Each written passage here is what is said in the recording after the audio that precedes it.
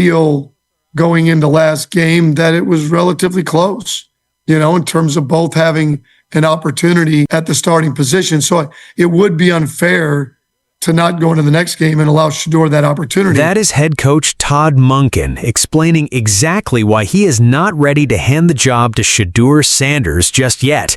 One preseason game is in the books, and the Browns coaching staff already has a message for both quarterbacks.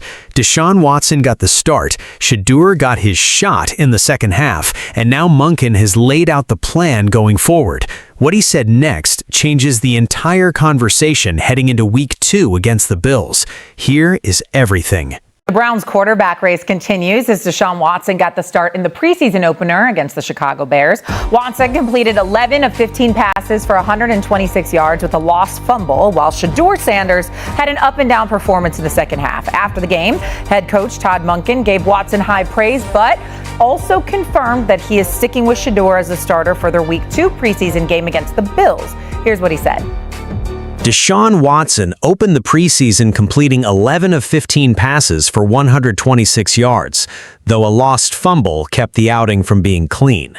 Shedeur Sanders came in for the second half and had what analysts called an up-and-down performance. Right after the game, Monken made a point of praising Watson's showing, but he did not stop there. He confirmed that Shedeur will still get his turn as the starter in Week 2 against the Bills. That single decision told fans a lot about how close this competition actually is inside the building. It is not a runaway. Monken is treating this like a real battle, not a formality, and he explained his reasoning directly to reporters. For a team that has dealt with years of quarterback uncertainty, this measured approach is either smart patience or a sign nobody has separated themselves yet. Either way, the coach is not rushing this decision. And that alone is worth paying attention to. Sanders, after just one preseason game in the entire training camp. If we're going off one preseason game, no. I've been somebody, if you've been paying attention to me at all, I've been on it makes more sense to me to start Shedeur. Start Shedeur. If it's close, start Shedeur. You know kind of what Deshaun is. He hasn't been playing much of the last 5 years. There's been injuries. He has very little chance to be a part of your future. I haven't seen practices, so this is going off of just what I saw Week 1 in the preseason. It didn't look close performance-wise. I thought Deshaun played a lot faster, played a lot more sudden, was more decisive. I think Deshaun Watson starting to be a waste of everybody's time. No. Go ahead. Kevin, go, and then Myron, you go after him. Go ahead. I think starting Deshaun Watson would be a waste of everybody's time, organizationally. Now, with the ball and made good decisions. It wasn't perfect. There was a play or two that I sit there and say, why are you doing this? In relation to Shedeur, Once the panel got into it, the disagreement was immediate. One analyst made clear he has been on the Shedeur side all along, pointing to Watson's injury history and limited playing time over the last 5 years as reasons to hand the job to the younger passer. But then he flipped the script based on what he actually saw in the opener. He said Watson played faster, more sudden, and more decisive with the ball. He was not perfect. There were a couple of head-scratching decisions, but the overall speed of processing stood out. Then came the same criticism that followed Shedeur from most of last season, that he needs to play with more urgency and get the ball out of his hands quicker. The example given was a red zone snap where 2 options were open and Shedeur just did not pull the trigger.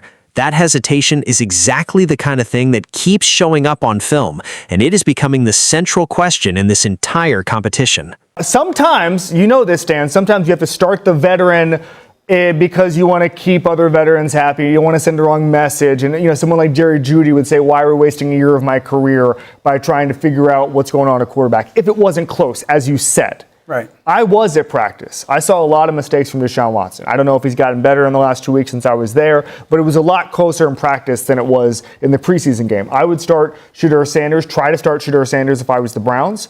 And frankly, just going organizationally, I'd rather start Dylan Gabriel than Deshaun Watson because I just think that this is not about 2026. They're going to be bad. They're going to be in the Arch Manning, CJ Carr, Darren Mensa, John Mateer sweepstakes. That's just what's going to happen. Not everyone on the panel agreed with starting Watson.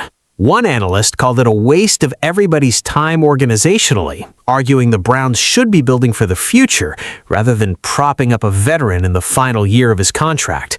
He brought up Watson's enormous dead cap number and flatly stated there will be no contract extension coming in Cleveland. From his perspective, this season is not really about wins. It is about landing near the top of next year's draft class, where names like Arch Manning and Dylan Gabriel's replacement could be in play. He even said he would rather start Dylan Gabriel over Watson if the goal is genuinely about the future. The only reason to start Watson in his eyes is to keep the locker room and its veterans comfortable. That is a very different way of looking at this quarterback competition, and it raises real questions about what Cleveland's front office actually prioritizes right now. What did you see that was positive from Deshaun Watson in this game? I know you said he played fast, he played with a sense of urgency, but what else was promising? Yeah, I mean, that's the thing that stands out the most, that you walk away and you go, okay, now he should, because he's played so much football and certainly had some stretches where it was at a ridiculously high level, but I thought he went to the right place with the football more often than not. I thought he played with a suddenness at a stop. Like, here's a clip. You get, this is a simple concept, it's a curl flat concept, but you get the defenders to widen, the timing of 1, 2, 3, ball has to come out right now as the receiver's dropping his hips. That's well done. I don't have a ton of glimpses of Shedeur doing that. Now this is something you want to see improved. He goes to set to the bottom of the screen, that guy's open, throw the ball. He doesn't. He goes to set to the top of the screen, that guy's open. Throw the ball in the green circle. For some reason, Deshaun doesn't, and then you run and it's a 1-yard gain. And so that's where I would sit there and I would say, you've played too long for that. Breaking down the film, one analyst pointed to a specific rep to explain why Watson stood out. On a curl flat concept, the defense widened, the timing opened up, and Watson got the ball out the instant the receiver planted his foot. That kind of quick decision-making is exactly what a veteran quarterback is supposed to bring. Then the comparison flipped to Shedeur, showing a snap where a receiver was clearly open at the top of the screen and Shedeur held on to the ball. Then a second read opened at the bottom and he still did not throw it. The play ended in a short scramble for minimal gain. The point made was blunt, that after this much football experience, that kind of missed read should not still be happening. Still, it was not one-sided. Shedeur opened the game strong with a couple of downfield completions, and the panel agreed there is real physical talent and twitchiness in his game that flashes when he is decisive. John, I've talked to guys around Cleveland. I said, what happened to Deshaun Watson just physically? And they said, the issue is, it's not that the highs and the peaks went away. It's that there was a bottom 10% of throws and plays that were just disasters that were not on film in Houston. Now, that could be the surgeries and the injuries catching up on him. Yeah. That could be just a mindset change for him. That could be him pressing maybe to justify whatever. But he is a different player than he was. And so I just think when you add in those disastrous plays. Myron? Yeah, Cleveland doesn't have any great options with Deshaun Watson or Shedeur Sanders. I just wonder if his name wasn't Sanders, if we talk about him differently. I don't know another young quarterback who's been set up for success more than Shedeur Sanders has been. You beat out Dylan Gabriel, you beat out a Deshaun Watson who's past his prime, and he hasn't been able to do that definitively. So for me, what does that say about Shedeur Sanders and his development at this stage in his career, if he's going to... One analyst shared what people around the Browns organization have told him about Watson.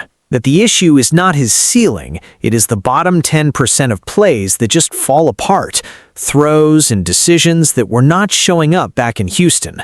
Whether that comes from the injuries and surgeries catching up with him or something else, it is a real concern for a team that cannot afford disasters on tape every week. The closing take brought it back to Shedeur specifically, with one analyst pointing out that few young quarterbacks have ever been set up for success the way he has, given every chance to beat out both Gabriel and a clearly diminished Watson. The fact that he has not locked down the job yet says just as much about where his development actually stands. So where does that leave the Browns heading into Week 2 against the Bills? Watson threw the first punch in Week 1, and now it is on Shedeur to answer it. The stats favored Watson. The coaching staff praised Watson, but the door has not closed on Shedeur. Not even close. Monken made that clear himself. Does Shedeur Sanders finally seize control of this competition in Week 2, or does Deshaun Watson's experience keep separating him further? Drop a comment, smash like, and subscribe.